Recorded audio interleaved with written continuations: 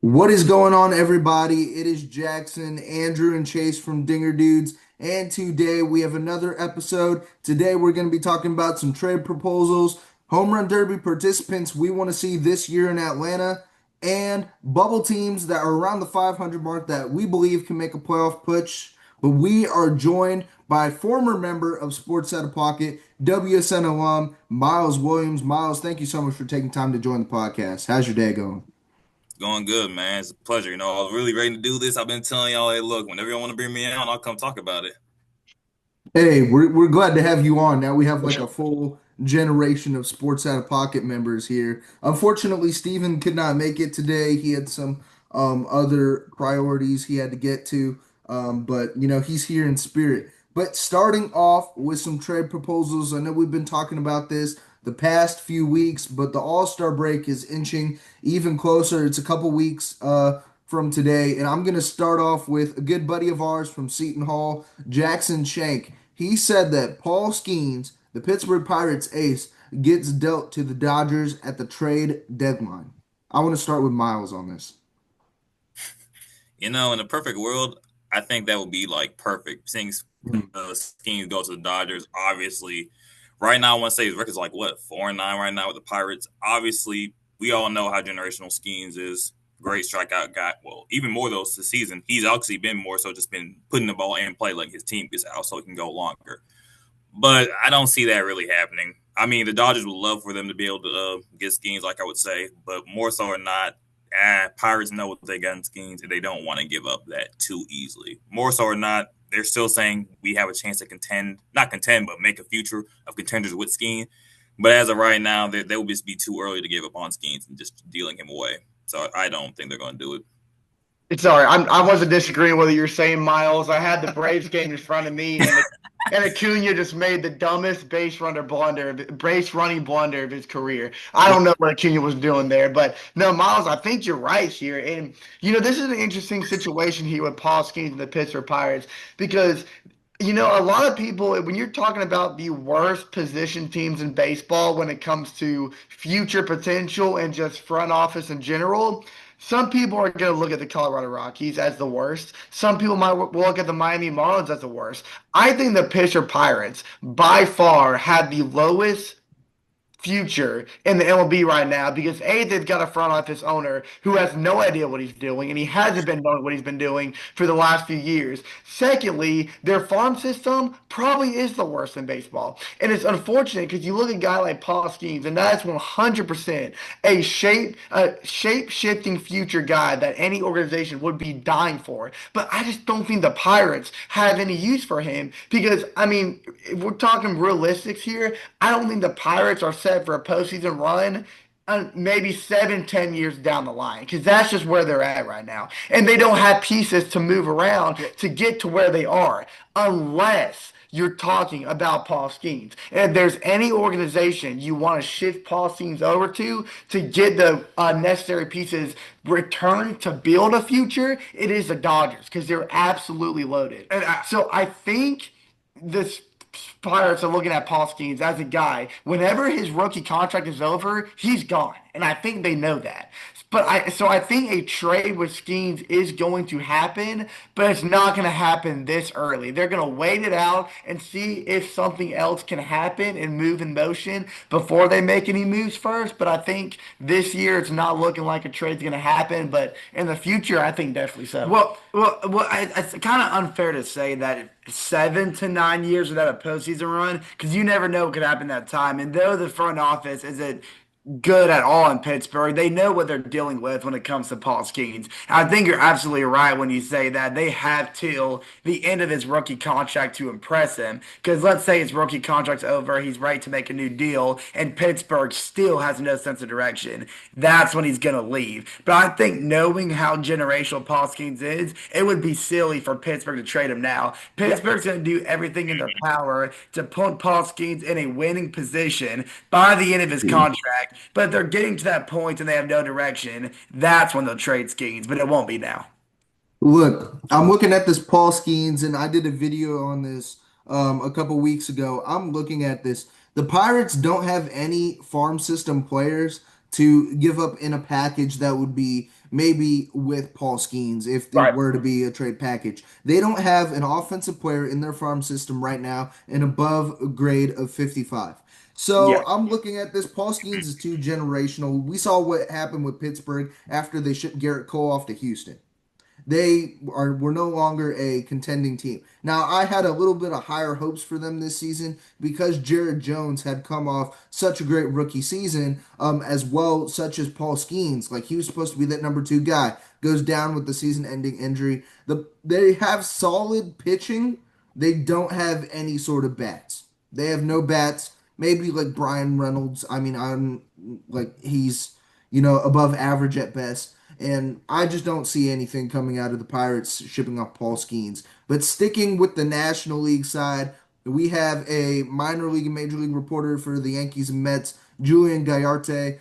He said with the Arizona Diamondbacks third baseman Eugenio Suarez and pitcher Merrill Kelly get shipped off to the Yankees for three minor league Yankee players at the top of their farm system. I'll be honest. I see them trading Gallion, however you say his last name, before they trade Gallon? Kelly. In my opinion, I see them trading him before they trade Kelly. In my opinion, more so or Hmm. not, just because Zach's just had a very. It's been an odd season for him. I was hyping him up last year because he did in the season on a strong note to where I'm like, okay, I can see him coming back again, being the ace of this team, taking them far. But so far this season is just he's kind of disappointed me a lot, dog. It's just more so or not his walkway has been probably one of the highest I've seen, to where I've seen him just walk multiple players and get himself into dumb situations to where I don't know if they really need him on this team right now, to where I wouldn't be okay. Switch Merle and put Zach in that trade, and I'm pretty sure I'll be all right with that. Yeah, I was gonna say very quick, Chase. In the case of but your Atlanta Braves and what Miles said, you see guys who have had like above average stats in the past 2 years, and I want to bring up a case with the Atlanta Braves, Orlando Arcia. He had a phenomenal 2023 and 2024. He slowed down a little bit, but he still put up really good, solid numbers for the Braves last season. But that led his performance this season led to him getting DFA'd, and you had Nick Allen there. I feel like with Zach Gallen, he's not putting up a really solid. He's not putting up the numbers Zach Gallen numbers normally happens. Like you see Corbin Burns out for the season. So I'm not really too sure about moving Zach Gallen. Merrill Kelly's having more of a down season, so I'd prefer Merrill Kelly just because I feel like the Diamondbacks could make a playoff push despite the Corbin Burns injury. yeah, and I'm okay with that. And the reason I'm okay with that trade deal is because I'm a big believer that the Diamondbacks are going to be sellers at the deadline. They're to me they're kind of following the same downfall as the Texas Rangers after both teams made the World Series. It's not that they don't have the talent, that's just not producing the way they hoped. And they're kind of in a standstill now where it's like they know what they have right now isn't working. And if they want any type of projection, positive projection in the future, they got to make moves now, especially when you're in the NOS, where it's just so stacked with talent with the Dodgers, the Giants too, the Padres. It's you had to make moves if you want any chance of competing the rest of this year and in the future that division. So I think that those could be two potential pieces, but I think they could make trades anywhere on that team. I think a guy that's been floating around trade rumors, and I'm gonna bring him up later when I'm talking about my team, my bubble team, is Josh Naylor. I think Josh Naylor is a guy that could be gone by the deadline too. So I'm okay with the package. I mean, I think it's not really like I look at the trade. I just don't see why the Yankees would go for it. To be honest with you, because I like where the Yankees are at, and I know for a fact they like where they're at too. I look at a guy like Suarez. I mean, that name kind of sends shivers down my spine because I remember his 4 home run game early in the season against the Braves.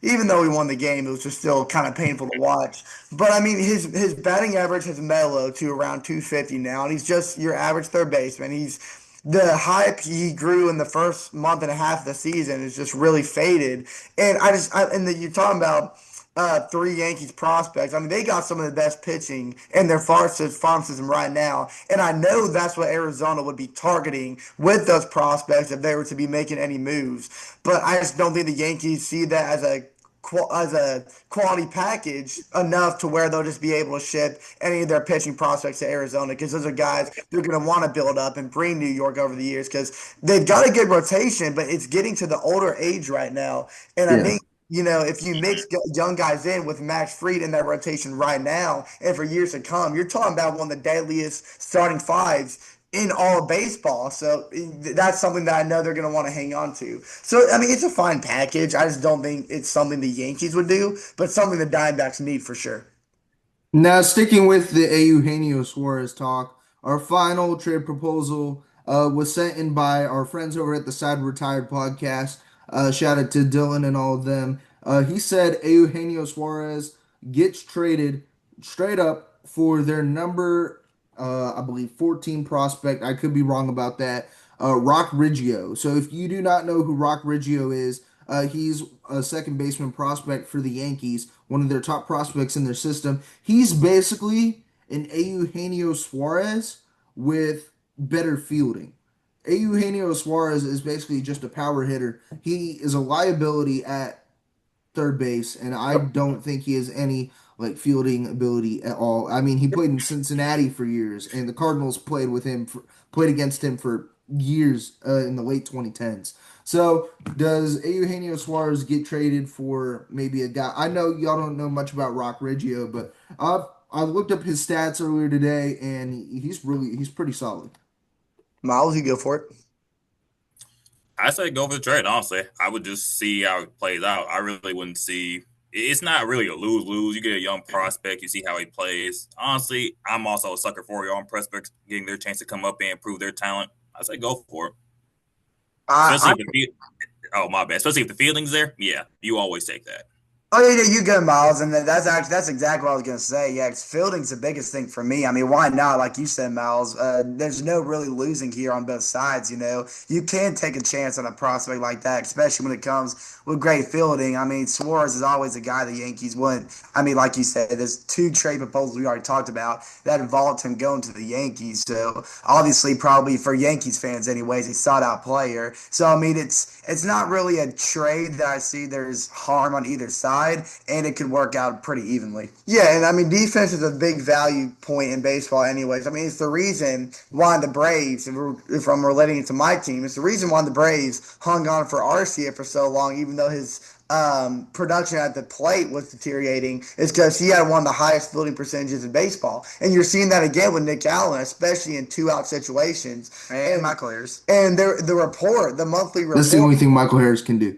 Yep, absolutely. You're not wrong. You are not. I mean, he's the worst two-strike hitter in baseball, but he can feel like any Gold Glover.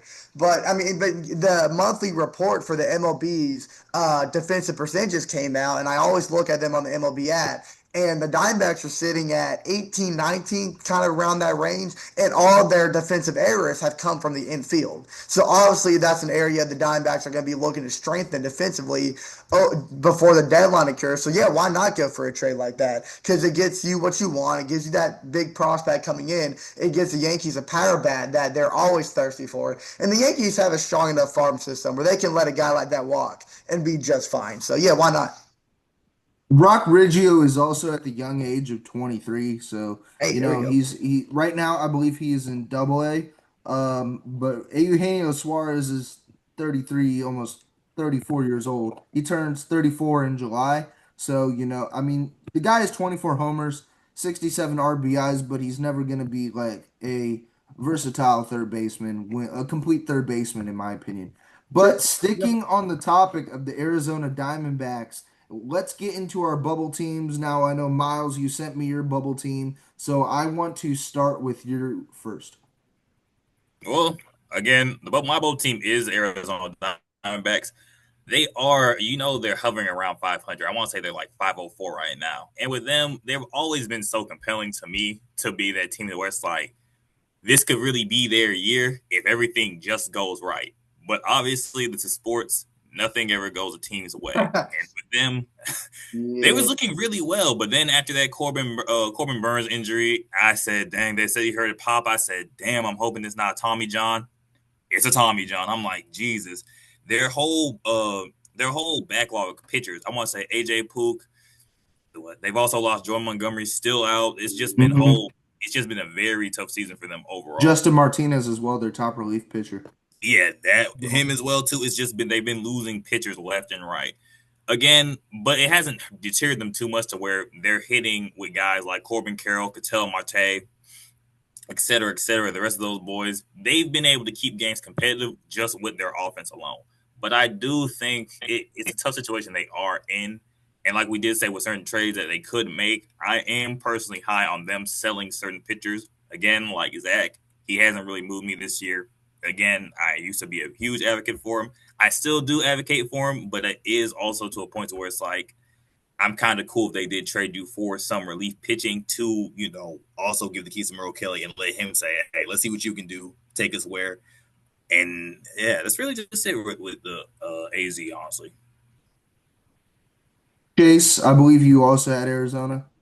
I did not have Arizona. I had a American League team actually, and I want to talk about the Texas Rangers. And the Mm. reason I want to talk about the Texas Rangers is I think they're in a very compelling position in the AL West. Not really. I mean, it's not the division's out of reach. I personally think the Astros are going to end up running away with it, but I think they're in a position that I'll admit the American League wild card race is a lot tighter than I thought, but I think they're in a great position to compete if they make the right moves. Because this has been a very off-putting season for the Texas Rangers, and the reason why has everything to do with their bats. Starting rotation-wise, it's actually been pretty satisfying to watch, and by satisfying, I mean seeing a healthy Jacob deGrom for once for a long time, and he's actually playing really good baseball. 7-2 record, posting a 2.24 ERA, leads the entire rotation, pretty much everything. Wins, strikeouts, whiff, ERA, uh, K to walk ratio.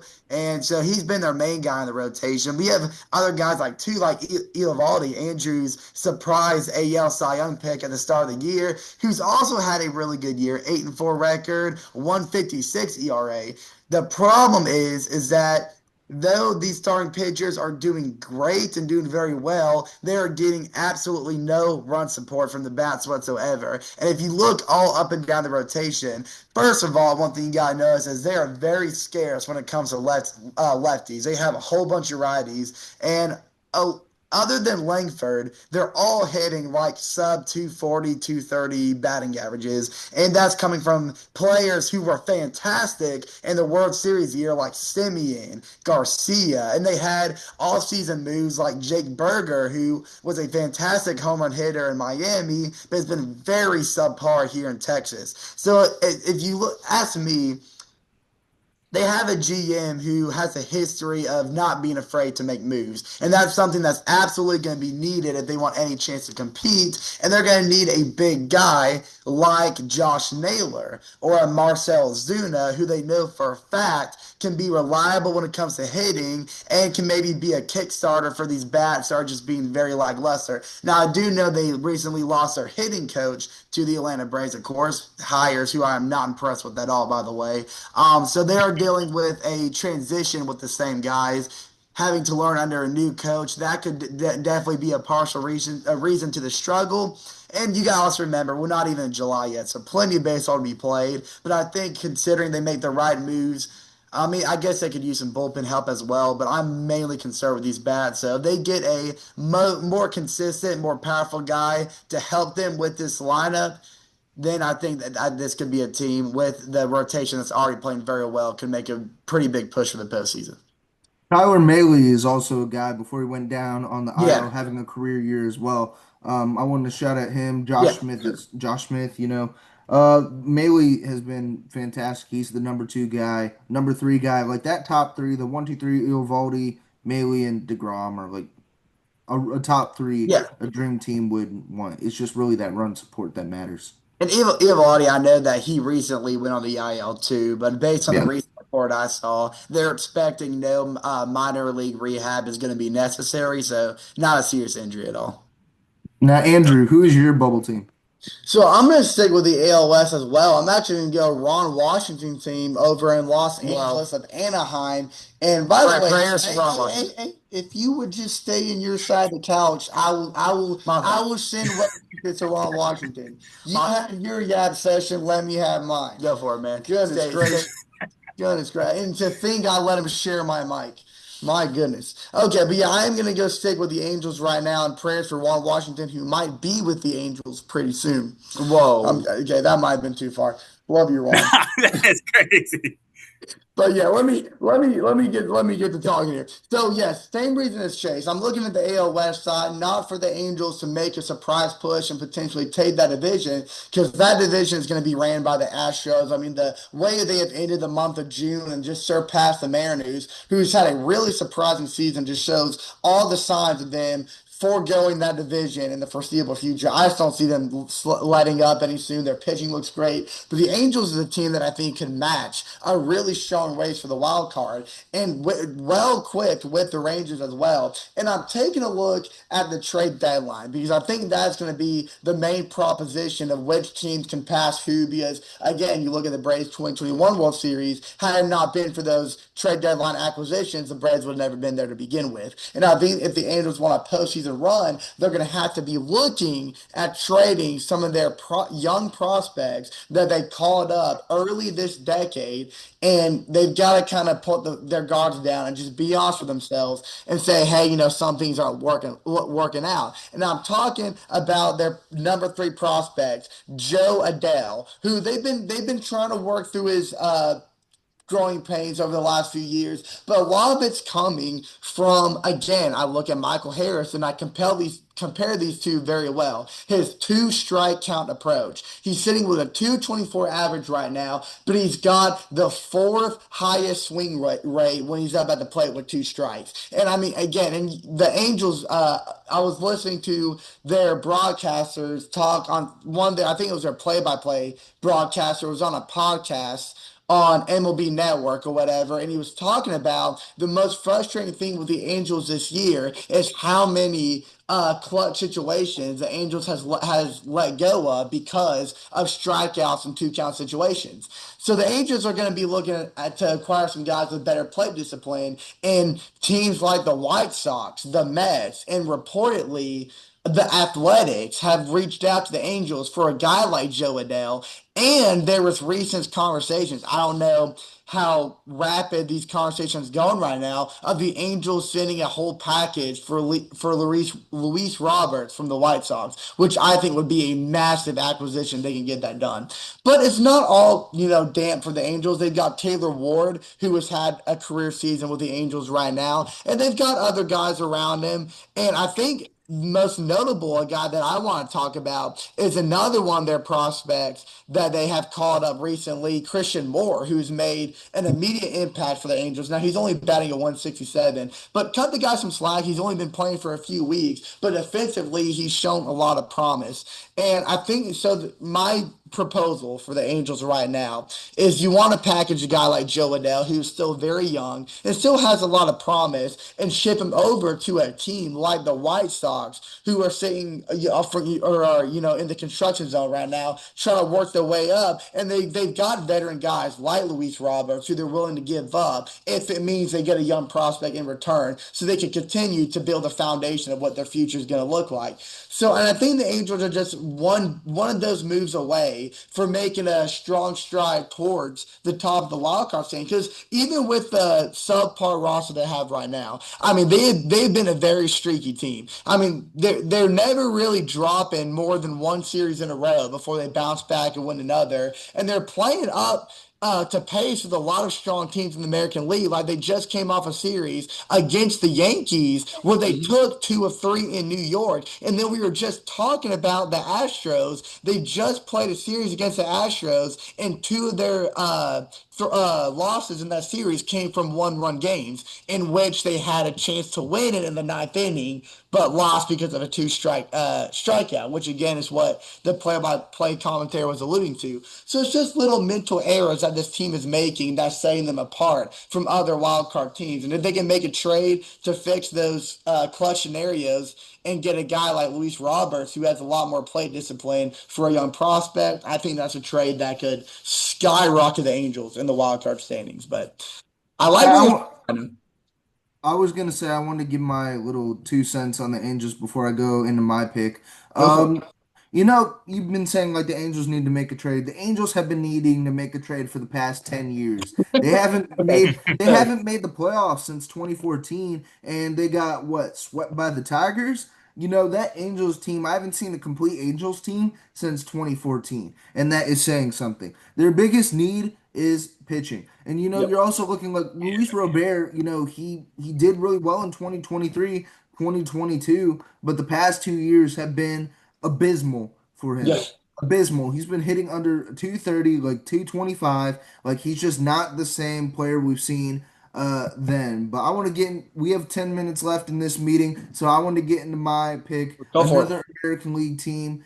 Right now, the third place team in the AL Central, Kansas City Royals. And I want to talk about the Royals. Right now, I like it. I'm seeing difference from 2025 to 2024. We're looking at this 2025 Royals team right now sit at 38 and 40, just below 500. One of the biggest issues with this Royals team is, you know, they're not scoring runs like they did last season. Yeah. And it really shows when it comes to the pitching record. And one thing that the Royals also need to fix when it comes to pitching is the bullpen.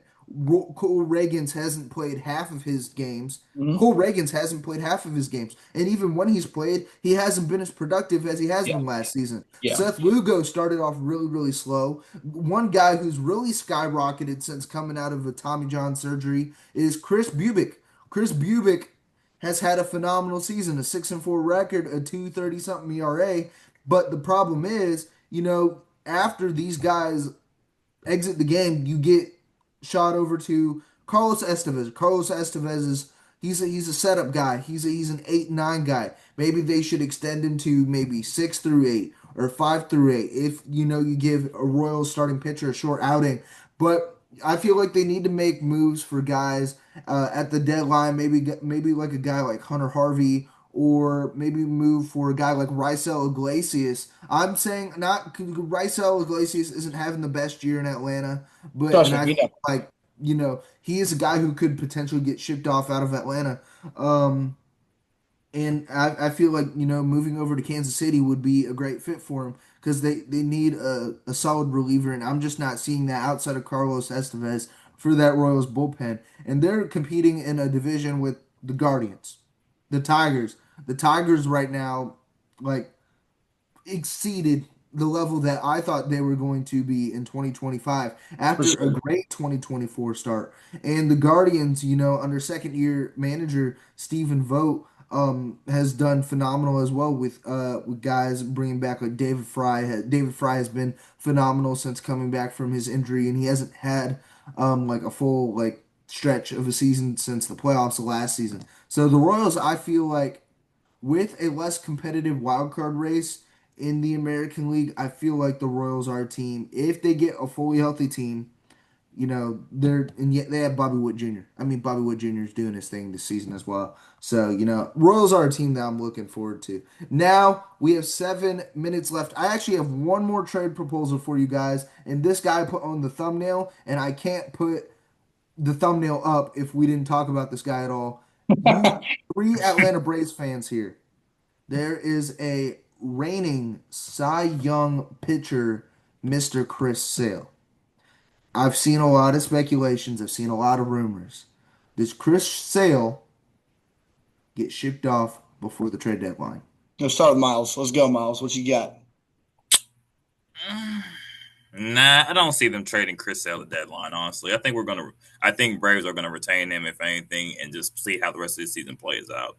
Yeah, We I mean, listen, you guys are like, look, the Braves have dealt with too many misfortunes when it comes to starting rotation in terms of injuries, inconsistency. We can't afford it. Yeah, Chris Sale is the one guy that we can rely on right now. I mean, Schwellenbach too, but outside of Schwellenbach, I'd say Sale is the one guy we can really truly rely on to pitch a great performance night in, night out. So I think it just Depending on who we get back, I would be okay with it. But I think in the grand scheme of things, it just doesn't make sense, No. especially the position we're at right now. And we kind of need him, even when he's not on the mound, because he's such a big dugout presence for this team. There's been so many scenarios where you've got young guys like Spencer Schwalbenbach on the mound or AJ Smith Sawyer before he got injured, and they'd have one or two kind of questionable innings, and then the camera will show Chris Sale in the dugout, and he's over there, basically on their lap, getting them fired up, and then they'll come out on the mound. 3, 4, 5 innings go by, and they're pitching flawless. He's just got a good mentality to him that he can pass on to these younger guys. Yeah. He's still got guys like Renato Lopez, who's going to come back at the end of July, but I mean, he's going to be very shaky because of the injury he's coming off of, and he had a pretty bad end to the year last year to begin with. And yeah, but Chris Sale last 5 starts has been phenomenal. That ERA is dropping below 250, and especially at his pace right now, it just wouldn't make sense for us to release him. But right now he is on the IL, correct? Yes, because of a Yeah. rib injury that he made on a spectacular dive on a ball hit by Juan Soto, by the way. So I love his hustle, even at the age of 36. He's still getting out there, but it is unfortunate that he had a fractured rib cage alongside that. All I gotta say is I really hope my St. Louis Cardinals make moves for some bullpen pieces. I mean, we're having really solid bullpen, and a guy like Brendan Donovan, Alec Burleson's doing their things, hitting for high average right now. We're doing much better than I thought we were gonna do. We brought Oh up a yeah. guy by the name of Hmm. Andre Granillo, and he's like 20, 23, 24 years old. And then we send him back down to the minors. That's the Cardinals' way nowadays. We have a guy who comes up, pitches flawless, and then you send him back down to the minors for what, 2, 3 months? Let them develop. They don't need any more developing. They've proven that they can pitch at the major league level. And it's not clocking to me that they're standing on business. It's not clocking to me. I'm here. I What are you doing to provoke me? I'm not the one. I'm just not the one. But Hold on. if I just want to breaking news here, by the way. Acuna has officially hit his 9th home run of the season, 2 for 2 in this game against the Mets with a Mm. single and now leadoff solo shot. Give this man the home run derby, by the way. I'm just throwing that out there. Not very, very quick, very quick. We only have 3 minutes and 20 seconds left. I want to start with Miles on this. Give a name of a player you want to see in the home run derby this year in Atlanta, and why do you think he deserves that spot? Man, I got the jersey right here, man. Y'all gotta give my boy Wood his props right now, man. And that is a tough jersey. I'm telling you, the City Connect jersey of the Wood of the Washington Nationals, man, they're tough. But honestly, my guy James Wood, man, he's been having a hell of a season, man. I can't Absolutely. cap him in what he. I want to say he's in the same echelon as Cal Riley with what 20 plus home runs. Him, Yeah. Shohei, Judge, all of them. I honestly think for Woods, I think it would just be a fun experience for him to just be out there. I mean, obviously we see what Washington's going through right now. They was having a start to the season where I was looking like, oh, they can make some noise, but as we seen, they went on some 10-game losing streak. Woods was still producing, but obviously, then we don't really got too much peace for him. But like I said, I want my boy James Woods in there. I And see. thank I you, think he's on the Miles. show. Thank you, Miles, because he doesn't get enough Mm. recognition because of the state of the Washington Nationals. But dude, he has been raking the ball all season long, and he's consistent too, which is what I love about James Wood. So I'm glad he threw his name out there. But I already said my pick, dude. Acuna's got to be in the home run derby. It's in Atlanta. He's been slapping the ball since he's been here for about 35 games now. And he's on pace to hit near 40 home runs. And he missed the first 2.5 months of baseball. So that says it all right there. My guy, I mean, you got to give a guy who came out of nowhere and has put himself in a serious National League MVP talk for the Chicago Cubs, Pico Armstrong, man. You just took my player, man. Yeah, Trace. Nah, yeah, good pick, Trace. Appreciate it. Hey, I'll choose You know somebody. what? You know what? Taylor Ward. Taylor Ward for the I'll go with a Angels. different guy. You know what? I'll go with a different guy. A guy who used to play for Pete, who plays now for Pete Crow Armstrong's former team, and I would love to see this rivalry in Atlanta. This guy's a 2-time home run derby champion. He's Okay. hitting not just for average, not just for homer, but both. Okay. He's both. And I'm talking about Big Meat Pete Alonso. I would love to see it. He had a bad couple past home run derbies, and I feel like it's time for the first ever 3 time home run derby champion, give me Pete Alonso. I would love to see it. But that is all the time we have for today's episode. I want to thank Myles for taking time to join us on the podcast. This will be up at like 8:30 whenever I get this done, edited down and everything. But for Chase, Andrew, Myles, Jackson, and Steven in there in spirit. I don't know where he is, but he's somewhere watching. He's not with us right now, but he will be soon. We will see y'all next time.